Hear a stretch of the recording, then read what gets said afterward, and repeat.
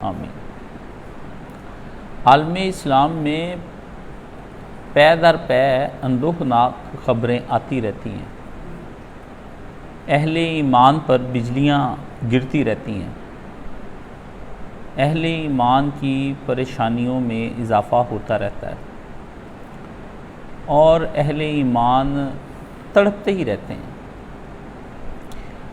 دکھ، حوادث، غم، پریشانیاں، علم اور کرب یہ اہل ایمان کا اس دنیا میں حصہ ہیں۔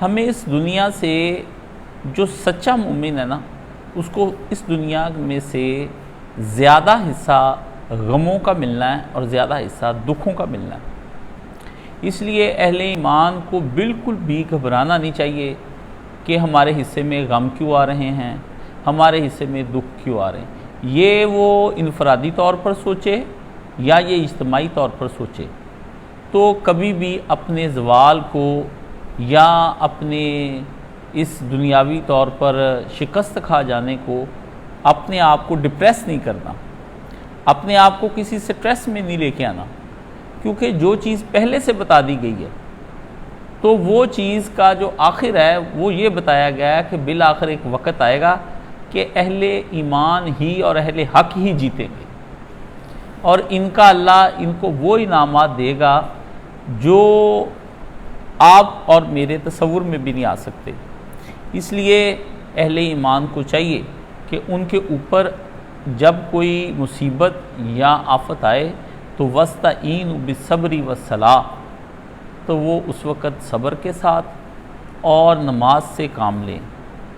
یہ دو ہتھیار اللہ تعالیٰ نے ان کو کہا کہ تم اپنے برے وقت میں تم پر جب آفتیں آئیں، مالوں کا نقصان ہو جائے، جانوں کا نقصان ہو جائے، پھلوں کا نقصان ہو جائے، تمہارے اسلحے کے ڈپو اڑا دیے جائیں اور تمہارے ملکوں کے ملک برباد کر دیے جائیں اور تمہیں جیلوں میں ڈالا جائے، دار و رسن ہو، ہتھ کڑیاں ہوں، کوڑے لگ رہے ہوں اور تمہیں پھانسیوں پہ لٹکا دیا جائے اور تمہارے جسموں کے ٹکڑے ٹکڑے کر دیے جائیں اور تم غائب کر دیے جاؤ اور تمہاری گمشدگی کی اطلاعیں تمہارے گھروں میں 40 سال نہ آئیں، تمہارے بچوں کی عیدیں خراب ہو جائیں، تمہارے بڑوں کی خوشیاں خراب ہو جائیں، تمہاری بیویاں راہ تکتی رہ جائیں اور تمہارے یتیم بچے کبھی تم سے پیار نہ پا سکیں۔ یہ ساری اہل ایمان کے حصے میں دولتیں آئی ہیں اور ہمیں ان دولتوں پہ ناز ہے۔ ہمیں کبھی بھی نہیں گھبرانا چاہیے کہ یہ میرے نصیب میں کانٹے کیوں ہیں۔ ہمیں کبھی نہیں گھبرانا چاہیے کہ کفار جن پھولوں سے کھیلتے ہیں اور جن پھولوں سے جو پھولوں کی مہک سے وہ لطف اندوز ہوتے ہیں، میں نے وہ خوشبوئیں اور وہ مہکیں مجھے کیوں نہیں آئیں۔ اہل ایمان کانٹوں بری سیج پر سونے کے لیے آئے ہیں۔ اہل ایمان کی راتیں تڑپیں گی، ان کے اندر ہوک اٹھے گی، ان کے اندر تڑپ اٹھے گی، ان کے سینے جلیں گے، ان کی آنکھیں بہیں گی، ان کے دکھ بڑھیں گے، ان کے غموں کا بوجھ ان پر یوں چڑھ دوڑے گا جس طرح بڑی بڑی چٹانیں کسی کے وجود کے اوپر رکھ دی جائیں۔ اہل ایمان کے ساتھ ہوگا۔ ان کے گھر اجاڑ دیے جائیں گے، ان کے کھیت اجاڑ دیے جائیں گے، ان کے کھلیان اجاڑ دیے جائیں گے، ان کے بچے اپنی ماؤں کی محبتوں کو ترس جائیں گے، چھوٹے چھوٹے ننھے بلکتے ہوئے بچے، ان کو غزہ سے لے کر ادلب اور ادلب سے لے کر شام سے لے کر کشمیر سے لے کر اپنے علاقے، اور کوئی دنیا کا حصہ نہیں ہوگا جہاں ہم تڑپائے نہیں جائیں گے۔ اتنے تڑپائے جائیں گے کہ ہمارے لیے آگ کے الاؤ دہکائے جائیں گے اور تیل کے کڑھائے چڑھائے جائیں گے۔ یہ اہل ایمان کی دولت ہے۔ ہمارے حصے میں خوشیاں نہیں کفار والی آ سکتی، ہمارے حصے میں غم آتے ہیں۔ ان غموں کے بوجھوں کو اٹھا کر، ان غموں اور کربوں کو اپنے دل پہ سجا کر، ان حوادث اور ان پریشانیوں کو اپنے سینے پہ لگا کر ہم حشر کے دن اپنے نبی کے سامنے پیش ہو جائیں گے اور اپنے خدا کے ہاں پیش ہو جائیں گے۔ جو دل پہ گزار سکتے ہیں یہ کافر ہم پہ گزار دیں، اور جو دل پہ گزار سکتے ہیں یہ منافق مسلمان ہم پر گزار دیں. یہ سیکولر، یہ لبرل، یہ حکومتیں، یہ جو دل کرتا ہے نا یہ کر لیں. ہم مٹھی بھر رہ جائیں گے، ہم تھوڑے سے رہ جائیں گے، ہم بکھیر دیے جائیں گے اور ہم منتشر کر دیے جائیں گے، اور ہماری ہر شب داغ داغ ہوگی اور ہماری کبھی سحر نہیں ہوگی. ہم ان داغ داغ راتوں میں جاگ جاگ کر تڑپ تڑپ کر جانے دینے کے لیے تیار بیٹھے ہیں. اہل ایمان کو یہ سوچنا ہی نہیں چاہیے کہ کبھی ان کے اوپر کبھی خوشی دنیا کی آئے گی، ہم کفار کی طرح کبھی خوش ہو سکیں گے. ان کے ہاں انٹرٹینمنٹ ایک لفظ بولا جاتا ہے، ہمارے ہاں کوئی ایسی انٹرٹینمنٹ نہیں ہے. وہ لہو و لعب میں مگن، دنیا میں اپنے رب سے غافل، اپنی ذمہ داریوں سے دور. ان کو نہ زندگی کے آغاز کا مقصد نہ زندگی کے اختتام کا مقصد، انہیں کسی مقصد کا علم نہیں ہے، انہیں کسی مقصد کا علم نہیں ہے. وہ زندگی کے آغاز اور زندگی کے اختتام دونوں کے مقاصد سے عاری لوگ. ان کے ہاں پیدائش ہوتی ہے تو اس پہ بھی جشن منائے جاتے ہیں اور شرابیں پی جاتی ہیں اور طوائفیں نچائی جاتی ہیں اور گولیاں چلائی جاتی ہیں اور رنگ و نور کی برسات ہوتی ہے. ان کے ہاں بندہ موت کے منہ میں چلا جائے تب بھی لوگ اس کو سیلیبریٹ کرتے ہیں، ان کی موت کو، اور وہ ہر سال ان کی موتوں کی برسیاں مناتے ہیں. اور ان برسیوں کو غم سے نہیں مناتے، ان برسیوں کو وہ خوشی سے مناتے ہیں.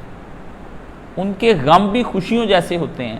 آپ ان کے غموں کو جا کر تلاش کریں گے تو ان کے غم بھی آپ کو خوشیاں لگیں گے. یعنی وہ کھا رہے ہوں گے، پی رہے ہوں گے، باتیں کر رہے ہوں گے اور منہ سے غم کا اظہار کر رہے ہوں گے، اور دل سے ان کے ہاں غم کا اظہار. یہ خوشی نما غم، یہ کفار اس کے اندر رہتے ہیں. جو لوگ بھی برسیاں مناتے ہیں وہ ایسے ہی مناتے ہیں. آپ کے اپنے گھروں میں بھی جو بزرگوں کی برسیاں منائی جاتی ہیں وہ بھی ایسے ہی ہیں. کپڑے سلوائے جاتے ہیں، کھانے بنائے جاتے ہیں، رشتہ دار آتے ہیں، وہ بیٹھتے ہیں، پھر وہ ایک صاحب آتے ہیں، وہ سامنے سارا کھانا وانا رکھنے کے بعد ایک لمبی سی دعا کرتے ہیں اور پھر کھا پی کر کے خدا حافظ بول جاتے ہیں. یہ ہمارے غم ہیں. کفار کے غم اور کفار نما مسلمانوں کے غم. کفار نما مسلمان. اب منافقین کی تو بات ہی آپ چھوڑ دیں نا. منافقین کفار تھے مسلمان نما، ہم مسلمان ہیں کفار نما. یہ قیامت کا آخر آ گیا. وہ جو تھے ان کا نفاق تھا لیکن وہ لگتے مسلمان تھے. ہمارا کفر، ہم مسلمان ہیں لیکن لگتے ہم کافر ہیں. بہت آگے بات چلی گئی ہے. اب آپ یہ نہ کہیں کہ ہم منافقین کی دنیا کے اندر جی رہے ہیں، یہ غلط ہو گیا ہے. ہم مثل کفار ہیں اور کفار نما ہیں. کوئی ان کی چیز ہم نے نہیں چھوڑی دنیا کی، ان کی تقلید کی، ان کی تحقیق کی. جو تحقیق وہ تحقیق کہہ دیں، وہ تحقیق ہماری، جس کے پیچھے وہ ہمیں چلنے کا کہہ دیں اس کے پیچھے چلنا ہمارا. یہ قیامت کے دن آ گئے ہیں. رات کی اہل ایمان کے ہاں صف ماتم بچھی ہوئی. ایک اور لیڈر مار دیا ہمارا، نشانے پہ رکھ کر مارا. اسرائیل نے من مرضیاں کر لی. پہلے ہمارا سنی لیڈر مارا، پھر ہمارا شیعہ لیڈر مارا، پھر ہمارا ایک سے بار پھر ہمارا لیڈر. رات ساری اہل ایمان نے کرب میں کاٹی ہے. ساری رات مجھے نیند نہیں آئی، میرے ساتھیوں کو نیند نہیں آئی. بار بار زندگی میں نے پہلی بار موبائل اٹھا کر دیکھا ہے. کوئی تازہ خبر، پہلے ایک وہم آیا، پھر ایک افواہ آئی. ساری رات یہ ہوتا رہا، دل میں چلتا رہا کہ سچ کیا ہے، بات تو سامنے آئے. کوئی سوشل میڈیا کا میں نے ایسا فورم نہیں چھوڑا جس فورم سے مجھے اطلاع آنی چاہیے تھی. اخیر اطلاع آئی اور پھر میرے دل کو ایک عجیب قسم کی لاحق ہو گیا. بس پھر میں صبح سے بیٹھا ہوں، یہ نماز کے بعد میں تلاش کرتا تھا یہ اسلم اٹھ جائے، کوئی آ کر بیٹھا ہو جاگتا، اس کے پاس جا کر میں بیٹھ تو جاؤں، کوئی میں اپنے آپ کو کسی بات میں تو لگاؤں. تو صبح جا کر کے میں نے اسے سونے نہیں دیا. میں نے کہا بیٹھ جاؤ، مجھ سے باتیں کرو، کیونکہ غم بانٹنے کے لیے بھی تو کوئی چاہیے نا.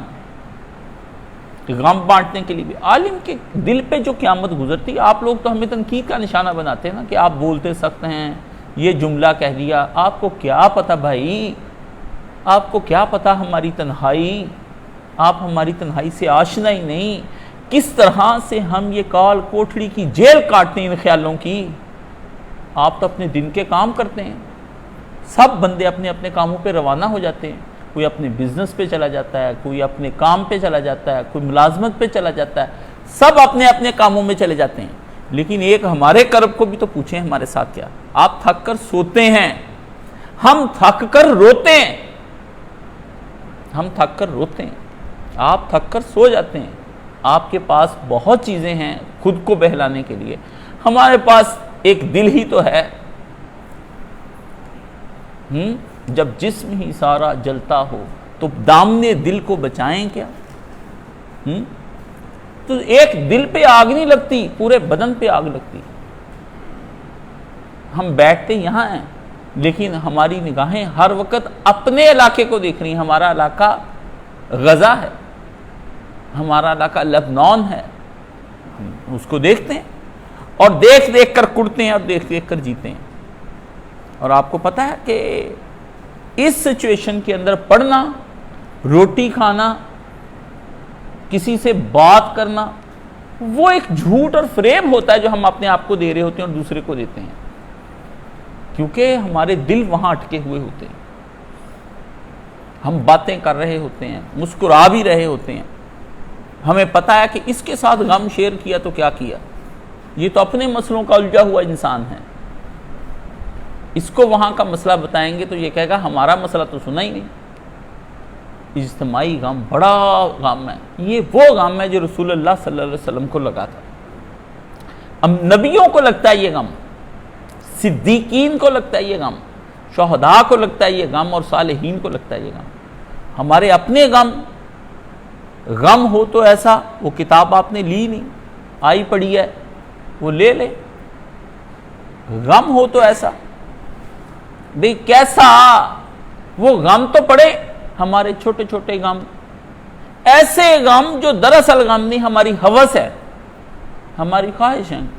اچھے گھر کا غم, اچھی گاڑی کا غم, بہت بڑی زیادہ دولت کا غم, کاروبار کے نہ چلنے کا غم, ملازمت میں تنخواہ نہ بڑھنے کا غم, بیٹیوں کے رشتوں کا غم, بیٹوں کے مسائل کا غم, ان کے نوکری پہ نہ لگنے کا غم, اور کچھ نہیں تو الگ سے اپنی فرسٹریشن, کوئی جنسیاتی غم. یہ ہوسیں ہیں, یہ نفسانی خواہشات کے غم ہیں جن کے ازالے کے لیے ہم ہر بازی کھیل جاتے ہیں, ہر بازی کھیل جاتے ہیں, ہر قانون توڑ دیتے ہیں, ہر رویہ چھوڑ دیتے ہیں, ہر شرعی علم چھوڑ, ہر چیز پہ ہم یکدم. میں سوچ رہا تھا آدمی اپنی خواہشات کے بارے میں کیسا عجیب ہے. اگر اسے دنیاوی محبت ہو تو وہ کسی تعویل کو نہیں مانتا, اور اگر اسے خدا کے ساتھ حقیقی محبت ہو تو اللہ کے بارے میں ہر حقیقی تعویل کرتا ہے کہ وہ معاف کر دینے والا ہے, وہ بخش دینے والا ہے, وہ کر دے گا معاف. جدھر تو آپ نے تعویل نہیں کرنی تھی ادھر آپ نے تعویلیں کر کر کے اپنے دل کو تسلیاں دے لی, اور جدھر آپ نے تعویلیں کرنی تھی ادھر آپ نے تعویل ہی کوئی نہیں کی. ادھر آپ نے اپنے نفس کی خواہش کو, اپنے محبوب کو, اپنی محبوب چیز کے لیے, وہ عورت تھی, وہ آپ کا بینک بیلنس تھا, وہ گاڑی تھی, کوئی چیز تھی جس کو آپ محبوب بنا لیں, کیا تم نے دیکھا نہیں اس نے اپنی خواہش کو خدا بنا لیا. تو وہ ہر چیز کو رونق کر چلا جاتا ہے, رشوتیں لیتا ہے, جھوٹ بولتا ہے, ہر ایک کو چکر دیتا ہے, کسی کو کوئی بات سنا, کسی کو کوئی بات سنا, کسی کو کسی رنگ میں لیا, کسی کو کسی رنگ میں لیا. ہم کیسے لوگ ہیں؟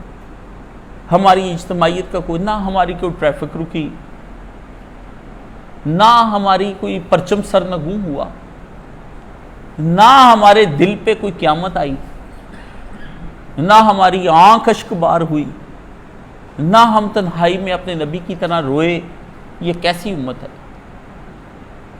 آپ اپنے ان لیڈروں کو جو شرابیں پیتے ہیں، زنا کرتے ہیں، جنہوں نے آپ کو ریاست مدینہ کے نام پر پاگل بنایا ہوا ہے، ملک کو افراتفری کا شکار کر رہے ہیں، اور آپ کے وہ لیڈر جو جانیں دیتے ہیں کفار کے مقابلے میں جا کر کے، ایک آنکھ نہیں روئی اور ایک پوسٹ نہیں آئی. آپ کو نظر نہیں آتا کہ کیا کھیل کھیلا جا رہا ہے؟ آپ اندھے ہیں کیا؟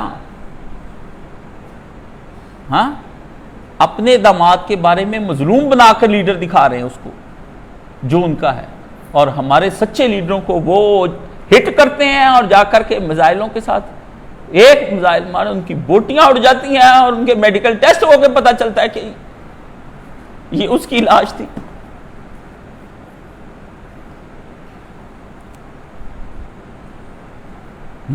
کل لیبارٹری میں چیک کر کے انہوں نے بوٹیوں سے دیکھا کہ یہ ہمارے لیڈر کی لاش ہے.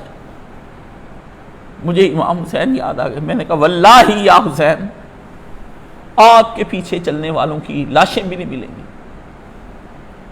حضرت حمزہ کی لاش گھر آئی ہے بھائی، امام حسین کی لاش گھر نہیں آئی، فرق ہے. حضرت حمزہ بوٹیوں کے ساتھ کٹ کر آئے نبی کے گھر میں بھائی، ان کا مدفن ہے، وہ احد کے پاس دفن ہے، وہ سید الشہداء ہیں، مگر وہ جو کربلاؤں کے اندر مار دیا گیا اس کی لاش ہی کسی نے اکٹھی نہیں کی، اس کا سر کاٹ کر لے گئے ہیں. اور اب انہوں نے کیا کیا ہے؟ اب انہوں نے رات جو بھیجا ہے تو میڈیکل ٹیسٹ سے پتا چلا ہے کہ ہمارا لیڈر مار دیا گیا. حسن نصر اللہ کے بعد جس کو بنایا تھا رات اس کو بھی شہید کر دیا گیا. یہ کیسی عجیب و غریب ہے کہ اور جو اس کے مقابلے کے لیے کھڑا ہوتا ہے ایران یا دوسرے، اس کو آپ اپنی فرقہ واریت کی نظر کر دیتے ہیں. وہ دوست سوچ رہا ہے یہ کیسے ہیں مزائل جی جو جا کر نہیں لگے. کفار کا دنیا کے اندر سب سے بڑی اہم چیز پروپیگنڈا ہے. میں نے خاص ویڈیو، صرف خاص الخاص ویڈیو، میں نے پہلی دفعہ سیاسی ویڈیو اٹھا کے عبد المنان سے کہا کہ گروپ میں ڈال دو، سمجھ گئے؟ اس میں بتایا کہ کیسے پروپیگنڈا کرتے ہیں. وہ اپنا نقصان، ان کی سب سے بڑی خوبی ہے کہ وہ اپنا نقصان باہر ہی نہیں آنے دیتے. ان کی سب سے بڑی خوبی یہ ہے. آج تک ان کی جس خوبی پر میں رشک کرتا ہوں اور مجھے اس سے حسد آتا ہے اور میرے اندر آگ لگتی ہے، جس کو بے نقاب میں کرنا چاہتا ہوں اور جس کے لیے میرے پاس کوئی دنیا کا وسیلہ ذریعہ نہیں ہے، وہ کفار کا نقصان ہے کہ وہ اپنا نقصان نہیں ہمیں بتاتے. وہ مارکیٹ میں جو آدمی اپنے نقصان بتاتا ہے وہ بدترین ٹریڈر ہوتا ہے جو کہتا ہے مجھے اتنے لاکھ کا نقصان ہو گیا جب کسی کو بات بتاتا ہے. وہ دراصل اپنی ساکھ کو خود برباد کر لیتا ہے. یہ بزنس کا اصول ہے. میں بزنس مین لوگوں کی اولاد ہوں، مجھے پتا ہے. میں یہ حوالے اچھے خاندان سے یا بزنس مین ہونے کے اس لیے دیتا ہوں کہ مجھے اس کا تجربہ ہے، آپ کو تجربہ نہیں ہوتا. بعض لوگوں کو اپنی ساکھ بچانے کے لیے کبھی بھی زندگی میں اپنے نقصان کو ظاہر نہ ہونے دو. یہ ایک اصول ہے. انہوں نے آج تک نہیں پتہ لگنے دیا کہ ان کے کتنے لوگ مار دیے گئے. وہ الٹا ان لوگوں کو خرید کے ہمارے لوگوں کو، ہمارے میڈیا کو اور ہمارے اس عام سادہ لوگ مسلمانوں کو کہ اور ہمارے مولویوں کو، ان کے خریدنے کا انداز یہ نہیں ہے کہ وہ آ کر پیسے دیتے ہیں اور کہتے جی آپ اپنا ایمان ہمیں دے دے، تو یہ ایمان نکال کے دے دیتے ہیں. وہ اپنے خریدنے کو بھول بھلائیوں کے ذریعے سے آپ تک پیسہ پہنچاتے ہیں. ان کا خریدنا ڈائریکٹ خریدنا نہیں ہے. ان کی خرید کرنے کا ایسا شاندار انتظام ہے کہ وہ امام کعبہ کے ذریعے سے خریدتے ہیں. سعودی عرب جب کبھی پاکستان بگڑتا ہے تو اس کو نکیل ڈالنے کے لیے وہ لا الہ الا اللہ محمد رسول اللہ جس جھنڈے پہ لکھا ہوا ہے نا، اس جھنڈے کو آگے کر کے پاکستان سے ہر بات منواتے ہیں. ایک دوست ملک آ گیا جی درمیان میں، اس کو آگے کرتے ہیں. وہ ڈائریکٹ رشوتیں نہیں دیتے، وہ ڈائریکٹ میڈیا نہیں بناتے. وہ احمق نہیں آپ کی طرح، وہ احمق نہیں آپ کی طرح. ہماری امت کے اندر جذباتیت تو لے بیٹھی، ان کو جذباتیت کسی انسان کی وہ لے بیٹھتی ہے تو یہ تو ایک پوری امت ہے جذباتیوں کا ٹولہ ہے. وہ آج تک انہوں نے نہیں پتہ لگنے دیا ہمارا نقصان کیا ہے، ہمارے کتنے یہودی مر گئے، ہمارے کتنا نقصان ہو گیا، ہمارے کتنے ٹینک آ گئے. بلکہ الٹا ایران کا مذاق اڑایا کہ لو جی ان کے بم کہاں جا گرے ہیں، انہوں نے ویرانے میں گرائے ہیں جی. کہیں کہیں سے لیک ہو کہ جب ان کے گھر کی وہ صفحے ماتم نظر آتی ہے تو پھر پتہ چلتا ہے. 49 ملکوں کی نے آج تک رپورٹ پیش نہیں کی کہ افغانستان میں ہم نے 10 سال لگائے تو ہم کیا وہاں سے نکال کے 20 سال کر کے لے کے جا رہے ہیں. وہ رپورٹ ہی نہیں سامنے آئی، وہ لاشیں ہی سامنے نہیں آئی. ہماری لاشیں نظر آئی کہ یہ اوپر جناب یہ مٹی کا تیل پھینک کر یہ مجاہدین مرے ہیں، یہ فلاں. ہماری تو آئے دن خبریں، اور آپ اس پہ روتے ہیں. وہ غزہ کی خبریں دکھا کہ آپ کا سمجھ، آپ پاگل ہیں. اللہ کے بندو، جاہلو، گوارو، گدو، کون ہوتا ہے جب وہ بمباری کرتے ہیں تو ان کی پوری ویڈیو سامنے آ جاتی، تم کیمرے لے کر بیٹھتے ہو، تم کو تو پتہ ہی نہیں ہوتا کب ہمارا مارا جا رہا ہے.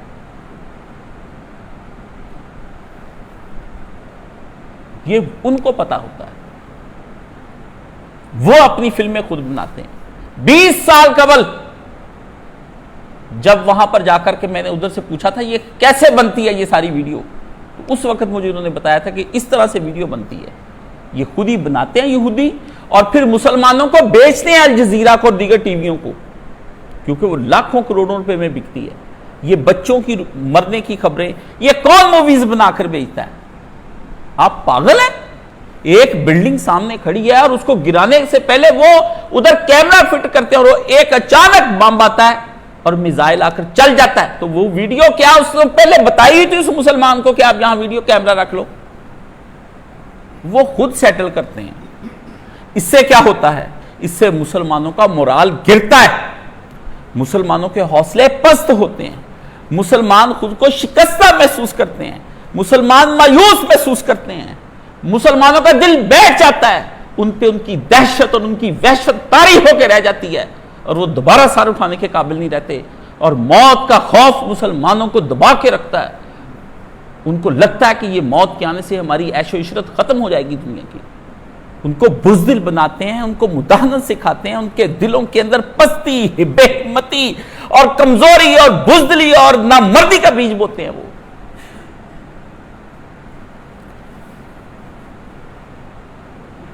دنیا کے اندر ہتھیاروں سے نہیں لڑا جاتا، اس جگر سے لڑا جاتا ہے، حوصلوں سے لڑا جاتا ہے، ہمت سے لڑا جاتا ہے، اپنی طاقت اور موت کی آنکھ میں آنکھیں ڈال کر لڑا جاتا ہے.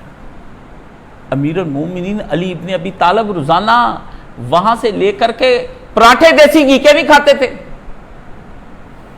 وہ پروٹینز نہیں لیتے تھے، وہ کاربوہائیڈریٹس نہیں لیتے تھے، وہ کیٹو ڈائٹ نہیں کرتے جاتے تھے امیر المومنین کہ پہلے اتنا کھا لو پھر کھانا بند کر دو، روزانہ 2 انڈے لیں، ان کی زردی لیں اور فلاں لیں، اس کی سفید، یہ نہیں کرتے تھے. امیر المومنین علی بن ابی طالب ایک مٹھی جو کے ذریعے سے اور ایک گھونٹ پانی کے ذریعے سے اپنے آپ کو خدا کا شیر ثابت کرتے تھے. ان کے روزے اور ان کی بھوک نے ان کو شیر بنایا تھا. خالد جاں باز کسی حضرت امیر المومنین عمر ابن الخطاب نے سب کچھ بنایا لیکن جم خانہ نہیں بنایا. مومن جس نے زنا نہیں کرنا، شراب نہیں پینی اور جنسیات میں اپنی جان نہیں کھونی، اس نے اپنے آپ کو جہاد کے لیے رکھنا ہے، اپنے آپ کو ریزرو رکھتا ہے. جبھی تو ان لوگوں کو جنسی بھوک نہیں تھی. یہاں جنسی بھوک اس قدر بڑھ گئی ہے کہ وہ کہتے ہیں اگر کفار ہمارے ساتھ اوپر چڑھ دوڑے تو ہم لڑیں گے کیسے، کیونکہ طاقت نہیں ہے نا جسم میں. تو بھروسہ تو اپنی طاقت کا ہوتا ہے آدمی کو. اسی وجہ تو جب طاقت نہیں پاتا تو بزدل ہو جاتا ہے، طاقت نہیں پاتا تو بزدل ہو جاتا ہے. اس کو آپ کو جب پتا ہو کہ میرے اندر خون کی کمی ہے، میں کسی سے ہاتھ ملایا تو ہاتھ توڑ دے گا وہ میرا. تو یہ آج شباب ہاں ہونا، ادھر ہے دل، ادھر ہے شباب، جوانی ادھر ہے. التقوی نبی نے کہا تھا ہاں ہونا یہاں ہے نبی نے کہا تھا تقوی دل میں ہے. تقوی داڑیاں لمبی کرنے سے نہیں، تقوی پجامے اونچے کرنے سے نہیں، تقوی ٹوپیاں اور محرابیں اور مسلح اور تسبیحاں یہ تقوی نہیں ہے. اس لیے شباب ہاں ہونا، دل کے اندر ہے جوانی، دل کے اندر ہے عالی ہمتی، حوصلہ، قوت، دل کے اندر ہے باز کو ممولے سے لڑا دینا. جھپٹنا پلٹنا اور پلٹ کر جھپٹنا لہو گرم رکھنے کا ہے ایک بہانہ. الشباب ہا ہونا ادھر ہے شباب, الشباب ہا ہونا ادھر ہے شباب مومنوں کا شباب یہاں ہے, جوانی یہاں ہے, قوتیں یہاں ہے مومن کے دل میں جہاں اس کا خدا رہتا ہے. اللہ قویٌ, اللہ قویٌ. مومن کے بدن میں طاقت نہیں, اس کے عقیدے میں طاقت ہے, اس کے ایمان میں طاقت ہے. صرف طاقتیں القویٌ للہ قوت جمیعہ, ساری قوتیں خدا کے منبع سے پھوٹتی ہیں, ساری قوتیں وہاں سے نکلتی ہیں. قوتیں کہیں سے نہیں آتی, نہ بادام روغن پینے سے آتی ہیں, نہ مغز بادام سے آتی ہیں, نہ کشتوں سے آتی ہیں, نہ دیسی گھی کے ذریعے سے قوتیں آتی ہیں. الشباب ہا ہونا, یا مار دیا نا آپ کا حکمران انہوں نے, آپ کا اصلی لیڈر, اور نقلی لیڈر کے لیے احتجاج ہے.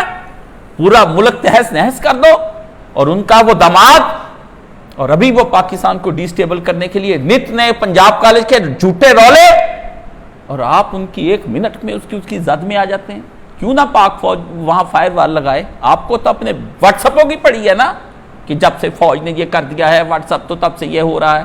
آپ کے نشے ٹوٹ رہے ہیں, ادھر ملک برباد ہو رہا ہے. تمہارے نشوں کو دیکھیں یا بربادی چمن کو دیکھیں.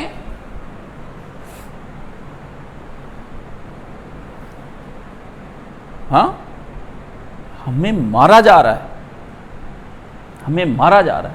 آپ کا کوئی لیڈر مقبول ہوتا ہے کمپیریٹیو سٹڈی کے لیے؟ وہ آیا, ذلت کر دیا آپ نے اس ڈاکٹر ذاکر نائک کی. ایئرپورٹ سے لے کر یہاں تک کیا برا سلوک کر رہے ہیں آپ. اپنے ہی وہابیوں اور اہل حدیثوں نے اس پر حملہ کر دیا. اس کے سامنے ایسے جاہل لوگوں کو لا کر سوال کروائے گئے اس سے کہ اس کا ٹیمپرامنٹ لوز ہو گیا بیچارے کا. آپ کی باہ یا لڑکیاں کس قسم کے سوال کر رہی ہیں؟ یہ لڑکی کا سوال ہے, آپ کو سمجھ نہیں آتا؟ باہ یا لڑکیاں بیچ مجموعوں کے کھڑے ہو کے کوئی لجا ہوتی, کوئی حیا ہوتی, وہ ہم جنس پرستی اور مردوں سے آپ کیا کر رہے ہیں؟ آپ کی قوم کا وہ ایک مکھن تھا جس نے آ کر جھوٹ بول کر کہا کہ میں کرسچن, صرف آگے بڑھنے کے لیے کہ میرا نمبر پہلے آ جائے. اسے کہا میں کرسچن ہوں, مجھے پہلے نمبر دے دیں. اس کا حوصلہ کیسے پڑ گیا؟ یہ ہے کہ آپ اپنے ایمان کے بارے میں بھی جھوٹ بول دیتے ہیں. یہ تو آپ کے معاشرے کی حالت ہے, اور چلا رہے ہیں اس کے اوپر, چلا رہے ہیں آپ اس کے اوپر. اس سے تو پتا چلا کہ پوری قوم فقط 2 منٹ آگے آنے کے لیے اپنے نبی کا انکار کر دیتی. میں سوچتا تھا کیسے جرمن کے اندر لوگ جا کر کے مرضی لکھ دیتے ہیں. میں سوچتا تھا کیسے تسلیس کی ملکہ, اور آج کل تو تسلیس کا بادشاہ ہے وہ کنگ چارلز کو, کیسے وہ لکھ دیتے ہیں, سائن کیسے کرتے ہیں. میں نے بھی اپنے بڑے ڈاکومنٹس کے اوپر اوتھ دیے ہیں, تو میں کتنی دیر بیٹھا سوچتا رہتا تھا. یہ دیکھ لو, وہ کہتا ہے کہ تم خدا کو حاضر ناظر کر کے یہ کہہ رہے ہو. او مائی گاڈ, میں نے کہا نہیں بھائی, نہیں, ایمان نہیں سودا کرتا اس بات کا. نہیں, میں اللہ کو حاضر, میرا خدا حاضر ناظر ہے. اس کے بغیر بھی میں نے کہا یا اللہ تیرے لیے چھوڑ دیا, تیرے لیے چھوڑ دیا, نقصان ہے دنیا کا, تیرے لیے چھوڑ دیا. میں نے تجھ کو چوائس کر لیا بس. مجھے تو یا اللہ کبھی ایسا مجھ پہ مجبوری نہ لائے, میں کسی اور کو چوائس کر لوں. میرے پہ یہ مجبوری بھی نہ لانا. یہ آزمائش کاشف بڑا کمزور ہے.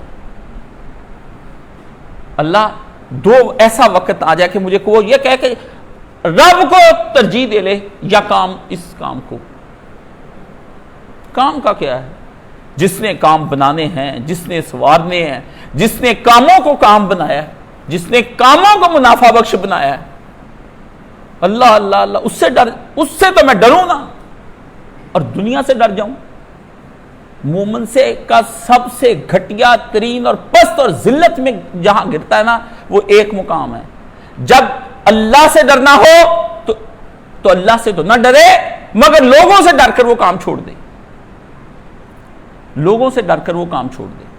یہ مومن کا بدترین ایمان کی قسم ہے. کہ لوگوں کے ڈر سے کام چھوڑ دے، اللہ کے ڈر سے کام نہ چھوڑے۔ مجھے جب کوئی ڈراتا ہے نا، کسی بارے میں دھمکی دیتا ہے، تو میں دھمکی کو کیوں نہیں لیتا؟ میں کہتا نہیں، ایسا نہیں ہے۔ اس لیے آپ اپنے ایمان کو مضبوط کریں۔ آپ ایک فیک لیڈر کے پیچھے پورے پاکستان کو ہلانے کی کوشش کر رہے ہیں۔ ایک طرف آپ کو معیشت چاہیے پاکستان کی، اور اگر وہ اس کو درست کرنے کی کوشش کر رہے ہیں تو دوسری طرف آپ کو ہنگامہ چاہیے کہ پورے پاکستان کو ایسا شو کر دو این موقع کے اوپر کہ اس ملک سے سارے دنیا کے آئے ہوئے لیڈر بیزار ہو جائیں۔ اصلی لیڈر جو مارا گیا، جس پر غم اور ماتم چاہیے تھا، جس کے لیے ہجوموں کے ہجوم اکٹھے ہو کر بارڈروں پہ کھڑے ہو جانے چاہیے تھے، کوئی بارڈر پہ گیا۔ بارڈر پہ جانا مشکل ہے بھائی، ضلع کونسل ہال میں جانا آسان ہے بھائی، کیونکہ یہاں سے جلدی کنوینس مل جاتی، سب اپنے گھروں کو آ جاتے ہیں۔ اس کے آس پاس جوس کی دکانیں ہیں، فروٹس کی دکانیں ہیں، پیزا شوارما کی دکانیں ہیں میرے بھائی، واش رومز ہیں، آپ کی ٹھنڈی اے سی والی گاڑیاں ہیں، مال روڈ ہے، ادھر کرنا تو ادھر تو کوئی مشکل نہیں ہے۔ کہاں وہ حضرت نظام الدین ہیں جنہوں نے اپنے گھر کو انگریز دور کے اندر دارالاسلام بنا لیا؟ جب دیکھا نا کہ سب کچھ لٹ گیا مسلمانوں کا، 70,000 عالم ہمارے انہوں نے توپ کے سامنے کھڑے ہو کے مار دیے، کوئی فزکس کا، کوئی کیمسٹری کا، کوئی بایولوجی کا، کوئی سخن کا، کوئی شعر کا، کوئی حکیم، سب اڑا دیا انہوں نے۔ کہاں سے آپ کو کلاش تو کر گئے، عالم یوں مار دیے، اور ایک لائبریری نہیں چھوڑی۔ جا کر ان انگریزوں کے محل نہ دیکھیں، ان کی بدماشوں کی سڑکیں نہ دیکھیں کہ کس طرح لوٹ کر وہ ہماری لائبریریاں، برٹش انڈیا لائبریری وہ لوٹ کر لے گئے۔ آپ کے علم کتابیں یوں لے گئے، عالم آپ کے جاتے مار گیا۔ اب آپ گدے اور گھوڑے تھے، اپنے سکول انہوں نے اور اپنے عالم تیار رکھے، تو ایسے میں طلب علم کے لیے ان کے پاس ہی جانا تھا۔ پھر کالج بنے، یونیورسٹیاں بنی، آپ دن بدن ان کے مدرسوں میں چلے گئے اور بیکار ہو گیا سارا کچھ۔ تو مایوس ہو کر حضرت نظام الدین انہوں نے جس طرح میں نے دارالسلام کے لیے جگہ لی، ایک ویرانے میں جگہ بنائی، اور اس میں وہ بیٹھ کے ساری عمر کے لیے، اور انہوں نے کہہ دیا کہ میں کبھی بھی فرنگی کا چہرہ نہیں دیکھوں گا، اور انہوں نے نہیں دیکھا فرنگی کا چہرہ۔ ایک مقدمے میں آیا مجسٹریٹ انگریز، انہوں نے قبلہ کی طرف منہ رکھا، بیان دیا اور کہا چلے جاؤ، فرنگی کا چہرہ نہیں دیکھوں گا، میں کافروں کا چہرہ بھی کہتے نہیں دیکھنا چاہتا۔ آپ کا ایک ناجائز لیڈر، جو آپ کا لیڈر نہیں ہے، جس نے آپ کو ریاست مدینہ کے نام پر دھوکہ دیا ہے، آپ اس کی پوسٹیں آگے بڑھاتے ہیں اور پورے ملک میں ایک دم مرجفون، قرآن نے کہا ہے یہ اہل نفاق، خدا نے کہا ہے نبی مدینے کو ہلا دینا چاہتے ہیں کہ مدینہ اپنی جگہ سے ہل جائے، ان کی سازشیں پہاڑوں جتنی ہیں۔ قرآن نے اس وقت گائیڈ کر دیا، ابھی تک آپ قرآن سے گائیڈ ہی نہیں ہو رہے، اور جس پر آپ کو مرنا تھا، پھر یہ آپ کو لے کر وہ کیا کرتے تھے؟ وہ جب پکڑے گئے نا مسلمان سارے جزیرہ انڈیما، اب کیا داستانیں آپ کو سنائیں؟ آپ کے پاس تو فرصت نہیں، اپنی داستان نہیں، آپ کی اتنی زندگی کی گناہوں کی داستانیں بیٹھے جائیں 20 دن نہ ختم ہو۔ تو جب یہ سارے مسلمان اکٹھے کر لیے نا انہوں نے، انگریزوں نے، تو لے جا کر کے انہوں نے کالے پانی میں کھڑے کر دیے۔ شیخ الہند مولانا قاسم نوتوی کے پہلے شاگرد دارالعلوم دیوبند، جس نے بیٹھ کر پڑھا، مار کے حضرت کی چار پائی پر ڈال کر لائے جلسے میں، آخری میں انہوں نے قرآن پکڑ کر، مسلمانوں میں نے عمر بھر یہی دیکھا ہے، یہ کتاب ہمیں بچا سکتی ہے، اب کوئی نہیں بچا سکتا۔ چار پائی پر ڈال کر لائے آخری وقت۔ اور دھوکہ کس نے کیا؟ دھوکہ ان کے خاص الخاص شاگرد نے کیا، اس نے پکڑوایا حضرت کو۔ آپ روتے ہیں کہ کاش صاحب آپ ملازموں کا ذکر نہ کریں، دھوکے تو دیتے ہیں۔ ہاں، ان کو جاسوس بنایا۔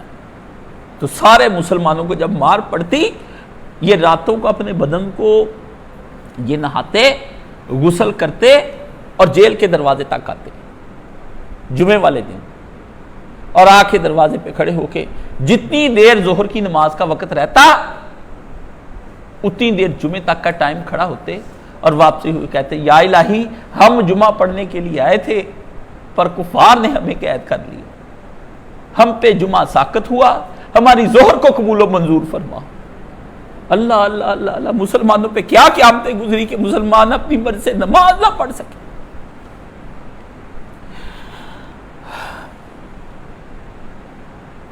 اگر آپ سچے لیڈر ہوتے، یہ جماعت اسلامی، یہ تنظیم، میں اس لیے ان کا ذکر کرتا ہوں کہ دنیا میں اب میری نظر میں اس جماعت کے علاوہ رہ کوئی نہیں جماعت گئی، کس کو پکاروں؟ لوگ کہتے ہیں آپ اس کو تنقید کرتے ہیں، جس پر مجھے مان تھا وہی گر گئے۔ ہاں، کبھی اکٹھے کر کے سرحد پر لے گئے تمہیں؟ جب بھی احتجاج کریں گے تو اپنے یہاں پر آ کر، یہ کافروں کا احتجاج ہے کہ اپنے ملک کے اندر ہجوم اللہ نے پسند نہیں کیا۔ جمعے والے دن کا ایک ہجوم پسند کیا، کہا اے اہل ایمان، جب اذا نودی للصلاۃ یوم الجمعہ، جمعے کی اذان کا وقت ہو تو آ جاؤ، جمعہ پڑھو، اور اس کے بعد کیا حکم ہے؟ فانتشروا، پھیل جاؤ زمین پر، اکٹھے نہ کھڑے ہو جاؤ باہر جا کر۔ ہجوم کو اللہ نے پسند نہیں کیا کبھی بھی زندگی میں، ہجوم کا حصہ نہ بنو، ہجوم کے ساتھ نہ جاؤ، پروٹیسٹ نہ کرو، ہجوم کو اللہ نے پسند نہیں کیا۔ اللہ نے کہا میرے لیے اکٹھے ہوئے ہو، اب میرے لیے ہی تم الگ ہو جاؤ، اور کہا جاؤ اللہ کا فضل تلاش کرو، کوئی کام دھندا کرو، جا کے یہاں پر کھڑے کیا کرتے ہو؟ ہجوم نے کبھی بھی پسند کیا، کیونکہ ہجوم سازشیں لاتا ہے، غیبتیں لاتا ہے، جھوٹ لاتا ہے، پلاننگز لاتا ہے، اور ہجوم میں کوئی بندہ ہوتا ہے جو آگ لگا دیتا ہے اور سارا ہجوم لڑ پڑتا ہے۔ اس لیے کہا جب کسی کے ہاں کھانے پر جاتے ہیں بہت سارے لوگ تو اکٹھے ہوئے، کھاؤ اور چلے جاؤ اپنے گھروں کے اندر، ولیمے کی دعوتوں میں بیٹھے نہ رہو وہاں پر، قرآن ہے۔ آپ ہجوم کر دیا، جہاں ہجوم کرنا تھا وہاں ہجوم ہوا نہیں، جہاں انتشار پھیلانا تھا وہاں انتشار پھیلایا نہیں، جہاں جس لیڈر کے لیے رونا تھا دن رات، ایک لیڈر 2 دن پوسٹیں تمہاری چلی اور اس کے لیے آپ 5-5 سال رو رہے ہو۔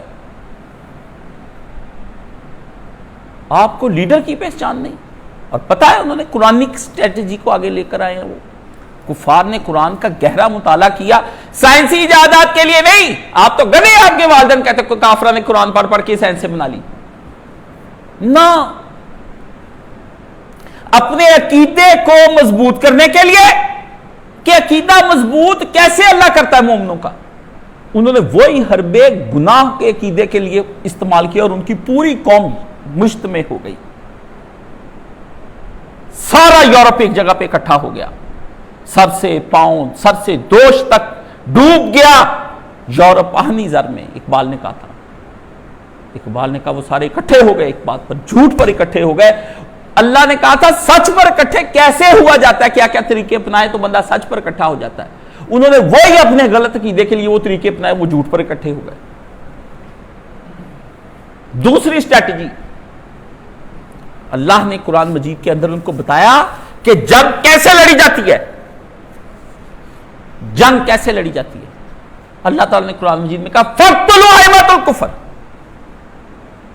ان کافروں کے بڑے بڑے لیڈروں کو، سرکردہ لوگوں کی گردنیں اتار دو مسلمانوں، یہ ابو سفیان، یہ ولید، یہ شیبہ، یہ ابو جہل، یہ ابو لہب، امیہ، کوئی مسلمان تمہارے مقابلے کے اندر، ان کی پہلے ان کی گردنیں اتارو۔ اس لیے وہ موز اور معاذ دونوں مل کے ارادہ ابو جہل کا کر کے مار کے آئے اس کو۔ انہوں نے کہا یہ گراؤ جھنڈا، بندہ مارو ان کا سرکردہ، وہ جو دماغ آدمی ہوتا ہے نا، جو سب کو بڑکاتا ہے اور سب کو اکٹھا کرتا ہے، اس کو مارو، جس کا دماغ چلتا ہے۔ بازو کو نہ مارو، دوسرے بازو کو نہ مارو، ٹانگ نہ کاٹو، ناک نہ کاٹو، آنکھ نہ کاٹو، دماغ کو ہٹ کرو اور دل کے اندر خنجر گھونپ دو، بندہ مر جائے گا، خود ہی سارے عذاب بکھر جائیں گے۔ انہوں نے اس اسٹریٹجی کو اپنایا، اور اس اسٹریٹجی کو لے کر انہوں نے ہمارے ہر وہ لیڈر جو ملک کی معیشت درست کرنا چاہے، ہر وہ لیڈر جو وحدت امت کا نعرہ لگائے، ہر وہ لیڈر جو آپ کو خواب دکھائے، جو آپ کے جہادوں میں کام آئے، جو آپ کے ایمانوں کو مضبوط کرے، اس کو کیا کر دیا؟ میڈیا کے ذریعے سے ایکسپوزڈ کر دیا، اور اس کے بعد پھر اس کو ہلاک کر دیا، شہید کر دیا، قتل کر دیا، اس کے ٹکڑے بھی نہیں رہنے دیے انہوں نے۔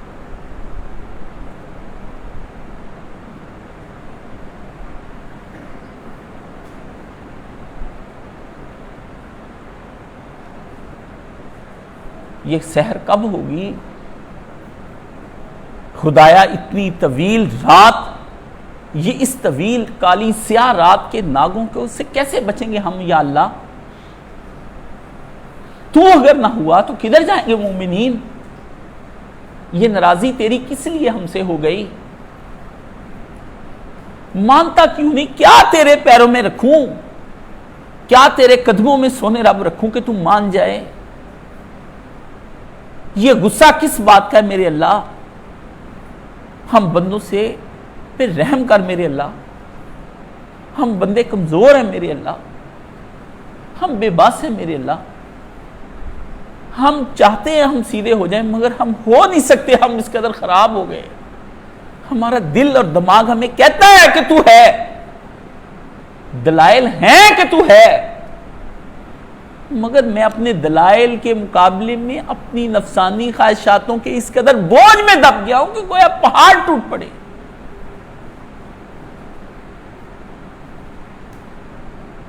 اس لیے یہ میرا قلب تو جلا ہوا ہے۔ میرا تو بھائی، میرا تو امام جو تھا وہ رات مر گیا۔ میں نے اسی چند مہینوں کے اندر اپنے 3 امام کھو دیے۔ اسماعیل ہانیہ گیا، حسن نصر اللہ گیا۔ جوانی تھی میری جب میں نے حسن نصر اللہ کی سب سے پہلے کیسٹیں دیکھی تھی، این جوانی، 20-22 سال کا تھا میں، تو میرے دل میں تڑپ ہوئی کہ اس کو جا کر مل کے آؤں۔ سمجھ گئے؟ اڑا دیا۔ 20 سال کے بعد جب وہ اس کی موت کی خبر آئی تو مجھے یوں لگا میرا اپنا بیٹا مار دیا کسی نے۔ اب رات خبر آئی، ایک ہی دفعہ میں میرے 3 لیڈر مار دیے انہوں نے۔ الامام الجنہ، اللہ کے نبی سے کسی نے پوچھا یا رسول اللہ امام کیا ہے؟ فرمایا الامام الجنہ، امام تمہاری ڈھال ہوا کرتا ہے اور مومن اس کے پیچھے لڑتے ہیں۔ امام تمہاری ڈھال ہوتا ہے اور مومن اس کے پیچھے لڑتے ہیں۔ امام کوئی چھوٹی چیز ہے؟ عمریں ہی گزر گئی، نہ امام ہی کوئی نہیں آیا۔ کبھی رسول امام تھے، جنگیں لڑتے تھے، کبھی ابو بکر امام، کبھی عمر ہوا امام، کبھی عثمان ہوا، پھر وہ بھی کبھی ایمان ہوا کہ جس پر ایمان نہیں وہ ایمان ہی ہوا علی، پھر وہ بھی کبھی ایمان ہوا۔ اللہ اللہ اللہ اللہ، 32 سال تک نبی کے ساتھ جنگیں لڑی اور 30 سال جا کے تنہائی میں چلا گیا۔ پھر اسلام کو بچانے کے لیے بڈھے نے اپنی تلوار نکال لی باہر۔ کیسا بوڑھا تھا وہ 63 سال کا، پھر تلوار نکال لی، پھر زرہ پہنی ہوگی جس دن صفین لڑنے کے لیے گئے ہوں گے، پھر سے حضرت علی پر کیا گزری ہوگی کہ کبھی اسلام کی نصرت کے لیے لڑا تھا کہ اسلام قائم ہو جائے، آج اسلام گر رہا ہے، اس کو مضبوط کرنے کے لیے پھر سے مجھے تلوار لینی پڑے گی۔ یہ کبھی فیلنگز آپ کو آئیں، آپ کو فیلنگز آ رہی ہیں، وائبز آ رہی ہیں، کھانوں پینوں کی، دولت کی، عورت کی، شرابوں کی، نشوں کی، کھانوں کی، سب چیزوں کی، مال کی، ہر شے کی فیلنگز آ رہی ہیں۔ نہیں آ رہی تو اسلام کی کوئی فیلنگ نہیں آ رہی، تو نہ آئیں۔ آپ کو پتا یہ فیلنگز ہی تو ہوں گی جو اللہ کے دن، اللہ نے قیامت کے دن کے بارے میں بنایا کہ تیرا رب ان سے بات بھی نہیں کرے گا اور ان کی طرف نگاہ نہیں کرے گا، فیلنگز خدا کو بھی نہیں آئیں گی۔ اس نے کہا آج تمہیں فیلنگز نہیں آ رہی، کل مجھے کیا فیلنگز آئیں گی؟ تم چیختے چلو یا ربی اغفر لی۔ اللہ کے رسول نے کہا اوے کوئی دھوکہ کر کے نہ آئے اور آ کر کے یا رسول اللہ اغثنی، اللہ کے رسول میری مدد کیجئے۔ جیسے آخری وقت میں فرعون نے کہا تو اللہ نے کہا الان، اب تمہاری مدد کی جائے کیا جب سب کچھ بگاڑ کے رکھ دیا تم نے؟ تو اہل ایمان کا شعور ہو، اہل ایمان کا دل ہو، اہل ایمان کی کیفیات ہوں، اہل ایمان کی تڑپیں ہوں۔ غم ہمارا سرمایہ ہے، مصیبتیں ہمارا سرمایہ ہیں، لٹ جانا ہمارا سرمایہ ہے، حوادث ہمارے گلے کے ہار ہیں، مصیبتیں ہمارے سر کی تاج ہیں، اور ہم انہی لباسوں کے ساتھ جیتے ہیں. آفا حسبتم ان تدخلوا الجنہ، کیا تم نے گمان کر لیا تم آسانی سے جنت میں داخل ہو جاؤ گے؟ ہم تو تم کو آزما لیں گے، مالوں سے اور جانوں سے، خوفوں سے اور قتلوں کے، بیٹوں کے خونوں سے اور تمہاری اپنی جانوں کے خونوں سے. ہم تمہاری دنیا کے اندر وہ رگڑا اہل ایمان لگائیں گے اور تمہیں آزما کر رہیں گے.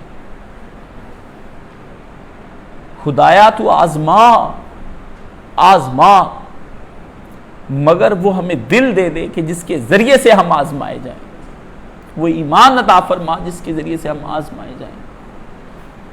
اتنے آزمائے جائیں کہ ہم مشکیزے کی طرح پھٹنے والے ہوں اور ہم یہی کہیں کہ انا للہ و انا الیہ راجعون. جیسے نبی کا دل اپنے بیٹے ابراہیم پر کیا پھٹا، نبی نے کیا کہا اس دل پہ کہ آنکھیں میری روتی ہیں ابراہیم اور دل میرے میں غم چھا گئے ہیں. مگر محمد صلی اللہ علیہ وآلہ وسلم کی زبان یہی کہے گی انا للہ و انا الیہ راجعون. تو ہمیں اپنے لیڈروں کو پہچاننا چاہیے، اپنے ملک کے اندر یہ حماقت نہیں کرنی چاہیے جو ہو رہی ہے. اور اس وقت انہوں نے تھوڑے کال ہی مجھے ایک دوست نے بھجوایا، آپ کے ہاں تو ٹیکنالوجی موبائل لے لینے کو کہتے ہیں نا کہ یاشی جس سے کی جائے آپ اس کو ٹیکنالوجی کہتے ہیں. میں ٹیکنالوجی اس کو کہتا ہوں کہ جس سے اہل ایمان آزما لیے جائیں اپنے رب کے بارے میں. تو ابھی جو آکسفورڈ یونیورسٹی اور انہوں نے مل کے پلان کیا ہے کہ پوری دنیا کو کچھ خود ساختہ چہرے جن کو وہ کہیں گے یہ عیسیٰ علیہ السلام کا چہرہ ہے، یہ محمد کا چہرہ ہے صلی اللہ علیہ وسلم، یہ بدھے کا چہرہ ہے، تو اس کو وہ اپنی جھوٹی ٹیکنالوجی کے ذریعے سے کریٹ کر کے جیسے ہولوگرام سامنے آپ کو دکھا دیں گے اور اس کے منہ سے وہ کچھ نکلوائیں گے جو وہ خود کہتے ہیں، ایمان کی جو تعریف وہ کرتے ہیں، اور آپ کو کہیں گے کہ دیکھیں ہم نے ماضی کو ہم واپس لے آئے. اور آپ نے کہیں گے کہ ہم پاگل ہیں کہ جو ایمان نہ لے کر آئے. یہ پچھلے دنوں وہ جسٹس نذیر اور بڑے بڑے لوگ پاگل بنے، رسول اللہ کا جی خطبہ واپس آ رہا ہے حجۃ الوداع کا، آپ کو کیسے پتا چل جائے گا یہ نبی علیہ السلام خطبہ دے رہے ہیں؟ بہت شور مچایا انہوں نے. بریلویوں کو اور شیعوں کو تو جو مرضی آپ کہہ دیں، ان کو تو قسم کھائی ہوئی ہے انہوں نے کہ کوئی غلط بات بھی آ جائے دنیا میں عقیدت کے نام پر وہ مان لو، تحقیق تو کرنی ہی نہیں. اگر فرض کریں وہ رسول اللہ صلی اللہ علیہ وآلہ وسلم کا وہ خطبہ حجۃ الوداع کا جو ہے وہ اگر آپ سن بھی لیں تو آپ نے ویسے بھی سنا، آپ پہلے سے بھی زیادہ آپ تک دین پہنچ نہیں گیا، پھر کیا سننا ہے؟ مطلب اگر رسول کی آواز میں لا الہ الا اللہ محمد رسول اللہ آ جائے تو صداقتیں تو وہی رہیں گی. صداقت میں کیا بدلاؤ آئے گا؟ کلمے کا کیا چینج ہوگا؟ کلمے میں وہ تب بھی لا الہ الا اللہ تھا، وہ تب بھی محمد رسول اللہ تھا، وہ اب بھی لا الہ الا اللہ ہے، وہ اب بھی محمد رسول اللہ ہے.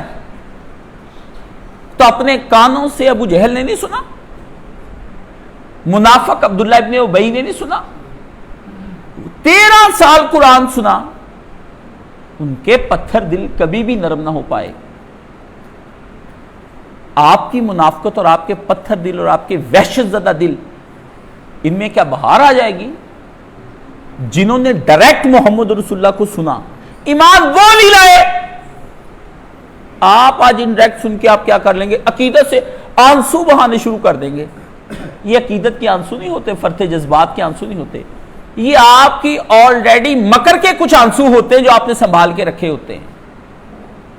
کہ مجھے رسول اللہ کسی کو روتا دیکھا کہ وہ رسول اللہ کے نام پہ روتا ہے تو آپ کے دل میں بھی لاشعور میں یہ بات آ گئی کہ رسول اللہ کے نام پہ رونا چاہیے. پھر آپ کا لاشعور کیا کرتا ہے؟ وہ آپ کی بات اور آپ کے آنسو سنبھال لیتا ہے، تیار کر کے رکھتا ہے. بس جو ہی غبارے کے پاس پن آئی غبارہ پھٹ گیا. جو ہی کسی نے نعت شریف پڑھی آپ نے بھی کہا میں بھی اسی کی طرح رو رہا ہوں اس لیے میرا بھی وہی ایمان ہے. فریب نفس کیا چیز ہے آپ سوچ بھی نہیں سکتے. یہ رونے کو نہ سمجھا کریں، یہ ڈپریسیو پرسن کا رونا رونا ہوتا ہے. وہ جو اصلی رونا ہے نا ندامت والا، وہ جو اصلی توبہ ہے، وہ تو پھر بندہ کبھی زندگی میں گناہ کی طرف تکتا بھی نہیں ہے، خیال تو بڑی دور کی، وہ نہیں جاتا. وہ کہتا گیا سو گیا، ماضی تھا ختم ہوا، آگے کی طرف کا سفر ہے. شرمندہ شرمندہ مدینے جاتا ہے، مدینے کا سفر اور میں دزدیدہ دزدیدہ، جبیں افسردہ افسردہ ہے، آنکھ شرمندہ شرمندہ. مدینے کا سفر اب ہوتا ہے، آپ جا کر دیکھیں. میں کہتا ہوں کہیں البیک کھاتے جا رہے ہیں، کہیں میں بوتلیں پی جا رہی ہیں، راستے میں یہ کھا دے، باتیں کرتے جاتے. پوری گاڑی ہماری ہنس رہی تھی مدینے کے سفر میں. جب ہمیں پہلی دفعہ جانا تھا میں اور مولانا صاحب نے، تو مجھے نیند نہیں آئی ساری رات کہ آج صبح ہم مدینے جائیں گے، شہر نبی کو جائیں گے، آج نہیں تو کل سے ہی ہجر کی داد پائیں گے، آج نہیں تو کل سے ہی یہ میری چشم اشک بار، یہ میرا دل بے قرار ان کی نظر میں آئیں گے، آج نہیں تو کل سے ہی. میں یہ نعت پڑھ رہا تھا ایک دن پہلے. کیا سفر ہے، کیا ہم لوگ کدھر کے ہیں، مجھے تو کوئی سمجھ نہیں آ رہی. اللہ تعالی ہمارے شہداء کو، یا اللہ آج صرف شہیدوں کے لیے دعائیں ہیں، ہمارے شہداء کے کٹے بدنوں کو قبول فرما، سر بریدہ لاشوں کو قبول فرما. خدایا ان کی بوٹیاں ہم نہ چن سکے تو اپنے کن کے ذریعے سے ان کو زندہ فرما. ابراہیم علیہ السلام نے جانوروں کی بوٹیاں کر کے تو پہاڑوں پہ رکھ کر ان کو پکارا تھا، وہ آ گئے اور ان کے جسموں میں جانیں آ گئیں. تیرے لیے کیا وہ زبان ابراہیم یہ سب کچھ کر سکتی تھی؟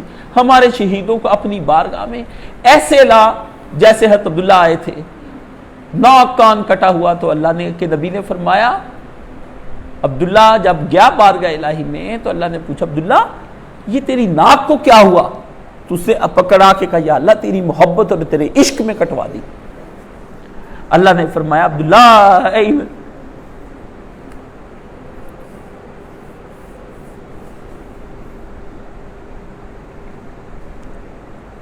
عبداللہ تیرے کانوں کو کیا ہوا؟ اللہ تیری محبت میں میں نے وہ کٹوا دیے. عبداللہ تو اندھا کیوں ہوا؟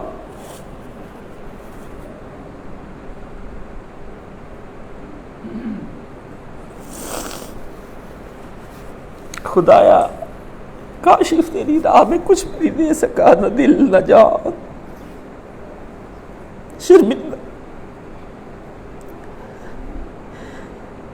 تیری رحمت کو بھی حوصلہ چاہیے ہوگا مجھے بخشنے کے لیے.